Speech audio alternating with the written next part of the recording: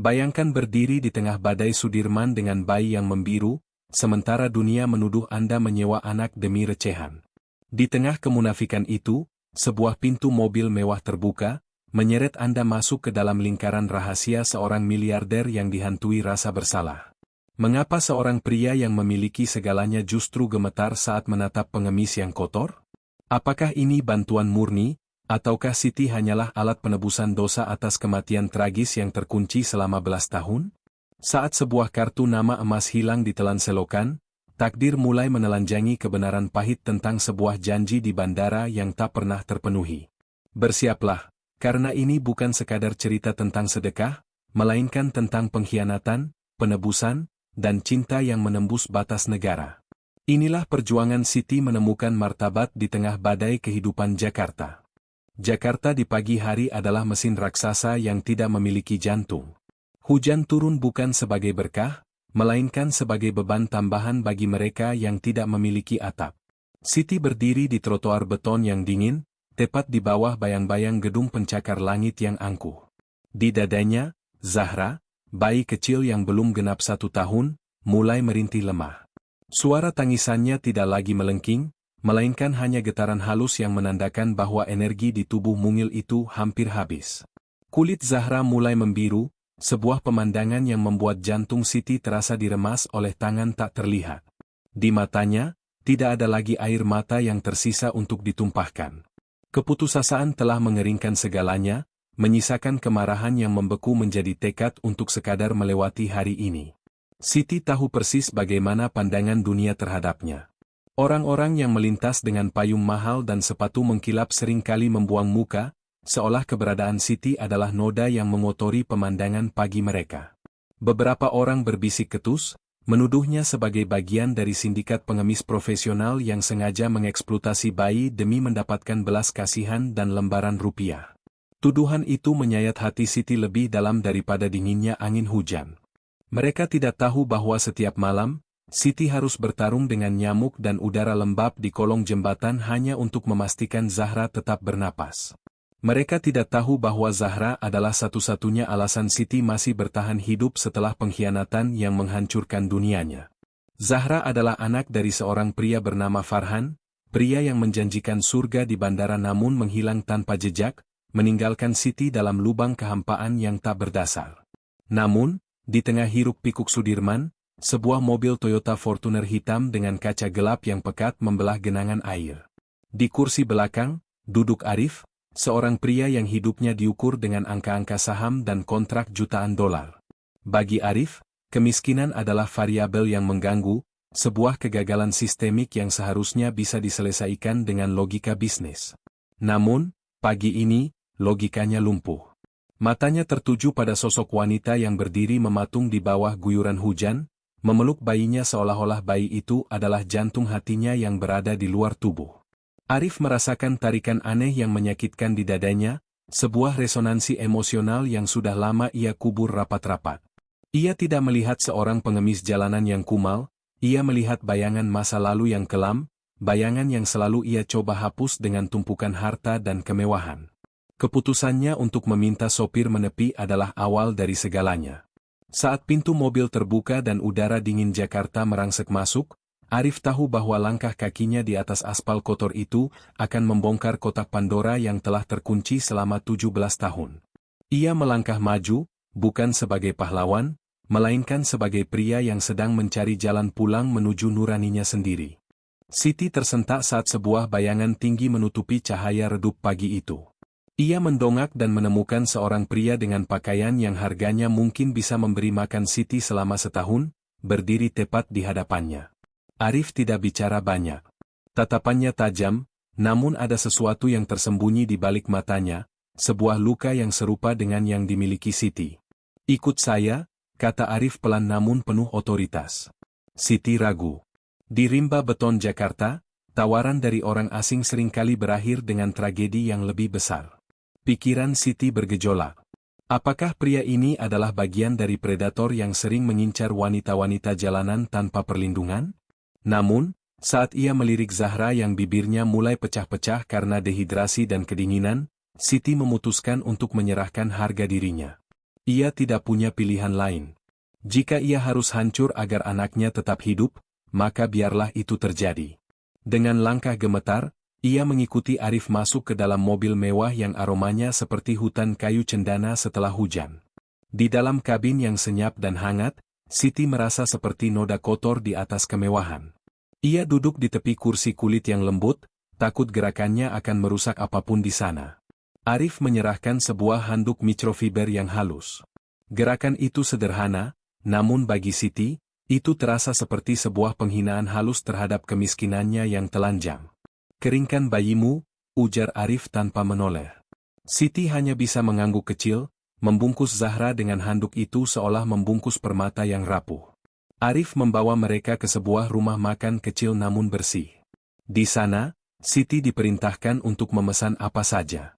Saat piring nasi goreng hangat mendarat di hadapannya, Siti melahapnya dengan cara yang hampir liar, sebuah refleksi dari kelaparan yang telah mencapai tulang. Arif hanya diam mengamati. Ia muak melihat penderitaan itu, namun di saat yang sama, rasa iba yang mendalam mulai menggerogoti pertahanannya. Ia bertanya tentang masa lalu Siti, dan Siti mulai bercerita tentang Farhan, pria Malaysia yang pergi membawa separuh jiwanya. Arif mendengarkan setiap detail cerita itu dengan saksama. Ada getaran aneh saat Siti menyebutkan pola-pola perjalanan Farhan.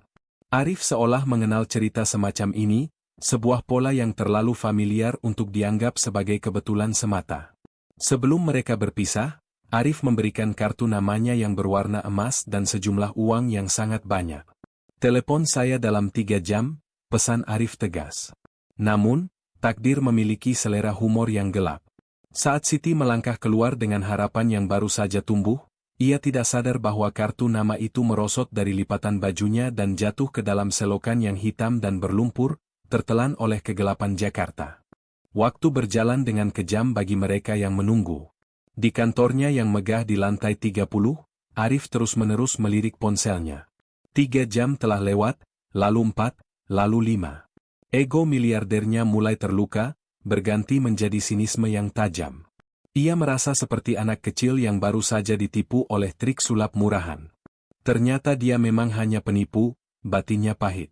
Ia mulai meragukan semua air mata yang tumpah di rumah makan tadi, menganggapnya sebagai akting kelas atas demi mendapatkan uang saku tambahan. Kontroversi mulai berkecamuk di pikirannya. Haruskah ia membiarkan wanita itu kembali ke jalanan jika dia sendiri yang membuang peluang untuk ditolong? Bagi Arif, tanggung jawabnya selesai saat uang berpindah tangan. Namun, nuraninya membisikkan hal lain. Nurani itu mengingatkannya pada sosok wanita lain yang dulu juga pernah berdiri di pinggir jalan, memohon belas kasihan, namun diabaikan oleh dunia hingga maut menjemputnya dalam kehinaan. Di sisi lain kota, Siti hampir kehilangan akal sehatnya. Ia membongkar semua barang bawaannya yang sedikit, memeriksa setiap sudut kain jariknya, bahkan meraba-raba saku baju Zahra yang basah. Kartu nama itu hilang. Ia merasa seperti orang yang baru saja memegang kunci surga namun menjatuhkannya ke kawah neraka. Dengan sisa tenaga yang ada, ia berlari kembali ke rumah makan tadi, merangkak di aspal, mencari di antara sisa-sisa sampah dan genangan air hujan. Hasilnya nihil. Ia terduduk di trotoar, menangis dalam diam, merasa benar-benar dikutuk oleh semesta. Namun, di kediaman Arif yang luas, sebuah reuni sedang berlangsung. Rizky, adik kandung Arif yang sudah belasan tahun menetap di Singapura, baru saja tiba. Kepulangan Rizky bukan tanpa alasan, ia membawa beban emosional yang sama beratnya dengan Arif. Saat mereka duduk di teras, sopir Arif yang tadinya hanya diam, merasa perlu menyampaikan sesuatu. Ia memberitahu Arif bahwa ia melihat wanita itu lagi, Siti, berdiri di tempat yang sama saat hujan kembali turun, tampak hancur dan kebingungan. Kabar itu seperti pukulan telak bagi Arif. Di tengah pesta penyambutan adiknya, Arif dipaksa untuk memilih antara kenyamanan sosial atau menghadapi realitas yang menyakitkan.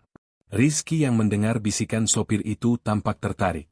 Ada sebuah rahasia yang terhubung di antara mereka, sebuah rahasia keluarga yang selama ini hanya mereka bicarakan dalam bisikan malam hari. Keputusan Arif untuk mengirim kembali sopirnya ke lokasi Siti adalah pertaruhan terakhir untuk membuktikan apakah kemanusiaan masih memiliki tempat di jantung kota yang keras ini. Siti akhirnya ditemukan dalam kondisi yang sangat memprihatinkan. Saat ia dibawa kembali ke rumah mewah Arif, suasana tidaklah hangat. Ia disambut oleh tatapan-tatapan dingin dan penuh selidik dari para tamu kelas atas yang sedang merayakan kepulangan Rizky. Bagi mereka, Siti adalah anomali, sebuah gangguan estetik di tengah kemewahan yang tertata rapi. Siti menunduk dalam, merasa seperti seekor binatang yang sedang dipamerkan di tengah keramaian manusia beradab. Namun, Arif melakukan tindakan yang membungkam semua bisikan itu. Ia memerintahkan asisten rumah tangganya untuk menyiapkan kamar tamu terbaik, kamar yang biasanya hanya diperuntukkan bagi kolega bisnis penting. Siti diberikan pakaian baru yang bersih, makanan bergizi, dan air hangat untuk memandikan Zahra. Di dalam kamar yang luas itu, Siti merasa asing. Ia takut menyentuh spray putih yang bersih itu dengan kulitnya yang kasar dan penuh luka. Ketegangan mencapai puncaknya ketika Rizky meminta waktu untuk berbicara secara pribadi dengan Siti di hadapan Arif. Di sanalah sebuah kebenaran pahit terkuak. Rizky dan Arif mengakui bahwa ibu mereka dahulu adalah seorang pengemis yang meninggal di pinggir jalan karena sakit dan kelaparan, tepat saat mereka masih terlalu kecil untuk melakukan apapun. Harta kekayaan yang mereka miliki sekarang sebenarnya adalah bentuk pelarian dari trauma masa kecil yang mengerikan. Arif menolong Siti bukan karena ia suci, melainkan karena ia melihat ibunya dalam diri Siti. Rizky kemudian melakukan hal yang tidak terduga.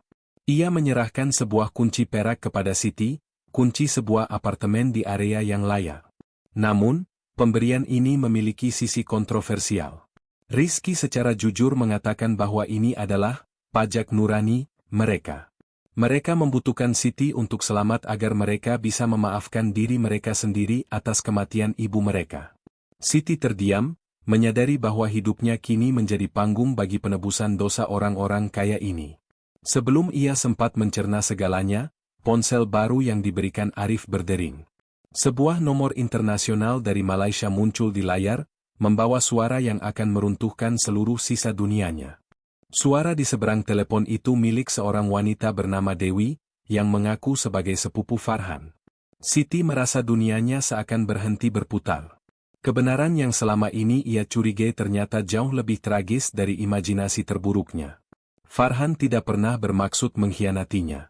Pria itu mengalami kecelakaan fatal hanya beberapa jam setelah mendarat di Malaysia.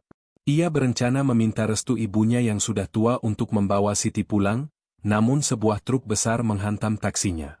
Farhan berada dalam keadaan koma selama berbulan-bulan, sebuah periode di mana Siti sedang berjuang melahirkan Zahra sendirian di jalanan Jakarta.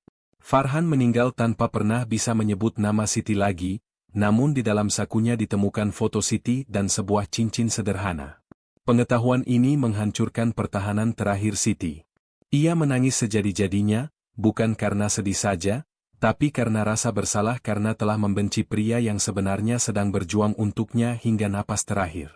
Dengan modal yang diberikan oleh Arif dan Rizky, Siti mulai menata hidupnya kembali. Ia membuka sebuah toko swalayan modern yang dikelola dengan manajemen yang profesional. Namun, Siti menerapkan kebijakan yang kontroversial. Ia menolak memberikan uang cuma-cuma kepada pengemis yang datang ke tokonya. Sebaliknya, ia menawarkan pekerjaan kasar seperti membersihkan gudang atau menyapu halaman dengan upah yang layak. Ia ingin mereka merasakan kembali harga diri dari bekerja, sesuatu yang hampir ia lupakan saat berada di jalanan. Zahra tumbuh menjadi anak yang sehat dan ceria, jauh dari bayang-bayang kelaparan yang dulu mengancamnya. Siti secara rutin berkomunikasi dengan ibu Farhan di Malaysia, dan ia berjanji akan membawa Zahra ke sana untuk bersujud di makam ayahnya. Kini, setiap kali hujan turun di Jakarta, Siti tidak lagi memandangnya dengan ketakutan. Ia berdiri di depan tokonya yang megah, memegang payung besar, dan melihat ke arah jalanan Sudirman dengan perasaan tenang. Arif dan Rizky tetap menjadi figur pelindung, meski Siti kini telah mandiri. Mereka menyadari bahwa kebaikan yang mereka tanam pada Siti telah tumbuh menjadi pohon yang memberikan keteduhan bagi orang lain. Kekayaan mereka kini memiliki makna, bukan lagi sekadar angka di atas kertas, melainkan sebagai alat untuk memastikan tidak ada lagi ibu yang harus kehilangan harapan di tengah guyuran hujan Jakarta yang dingin. Di penghujung narasi ini, Kita melihat Siti telah bertransformasi menjadi sosok wanita mandiri yang tegak berdiri di atas kakinya sendiri, sementara Zahra kini memiliki masa depan yang cerah dengan identitas yang utuh. Penemuan kebenaran tentang Farhan telah memberikan kedamaian yang selama ini dicari, membuktikan bahwa kesetiaan Siti tidaklah sia-sia dan kebaikan Arif telah membasuh luka masa lalu keluarganya. Hikmah utama yang dapat kita petik adalah bahwa kekayaan sejati tidak terletak pada angka di rekening bank, melainkan pada keberanian untuk mengangkat derajat sesama manusia tanpa penghakiman. Perlu kami sampaikan bahwa seluruh rangkaian cerita ini adalah fiktif, namun kami susun serealistis mungkin agar pesan moral di dalamnya dapat kita jadikan pelajaran dalam kehidupan nyata. Terima kasih tulus telah menonton hingga detik terakhir.